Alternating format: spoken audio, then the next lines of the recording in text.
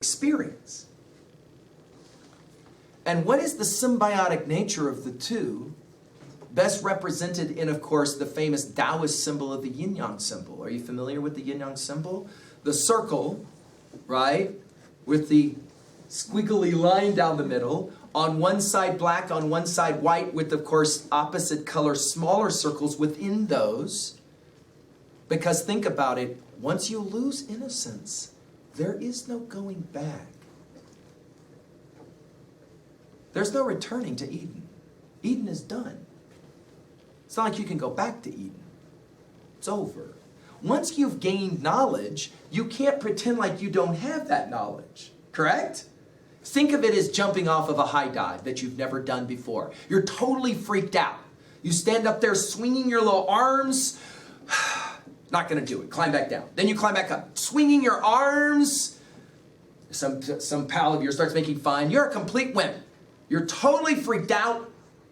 You don't know what it's going to be like to fall all that distance and go splat right into the water. Right? But once you've done it, you know what it's like. Which is better, being innocent or being experienced?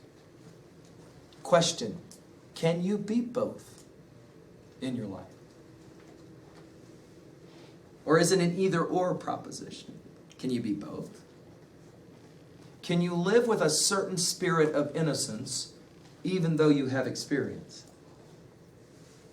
That is a profoundly romantic question. Right? By romantic here, I don't mean love romance. I'm continuing with our use of that word in its academic instantiation. It's a romantic question. When were Adam and Eve better off? Maybe that's the wrong question. The question is, when were they happier? When they were living in naivete, innocence, perfection, or when they were freed from Eden?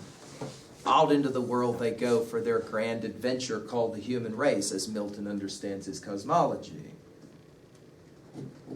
Which is better? And if you could pick one or the other, which one would you probably weight? Question, how does your high school career play this game? To what degree, when you came into this building a few weeks ago, as a freshman, were you innocent, naive? How quickly did you work to lose that naivete so that you could begin to have experiences? But then notice how life has this interesting way of recapitulating. One of the reasons so many of you are biting off all of your nails and not sleeping at night is because you know that in about 150 days, you're going to start it all over again. Guess what? You get to do it again. You get to be naive. You get to be innocent. Unless I'm very mistaken, none of you have done your first semester of a college experience or a university experience. You don't know what that is like, no matter how many books you read, how many movies you watch, how many people you talk to. Am I right? There you are, standing up on your little high dive. Do I jump? Do I not jump?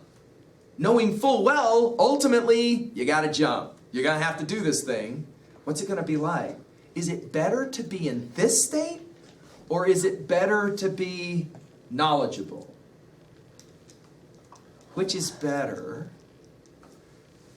And then, of course, you finish with 4 years of college or 5 years of college, and then guess what? You're back on the high dive again, swinging your little arms going, now what do I do? I got a piece of paper, and now I got to go find a job, and there ain't no jobs. Now what do I...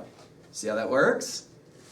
Then, of course, there's the big questions of life that you got to have answered. Am I going to live alone, or am I going to live with somebody else? Am I going to attend with that somebody else's children and actually do this family thing? All these questions... 5-year-olds don't have to deal with questions like this, do they? Unless something went very wrong in their upbringing, 5-year-olds don't have to worry about any of that. Now, the way that Blake gets to this whole thing is really interesting. He juxtaposes two animals, okay? On the one hand, it's the lamb. Guess what poem collection that one ends up in? That's innocence, right? The little baby lamb, running around in the meadow, right? On the other hand, there's the poem about the tiger.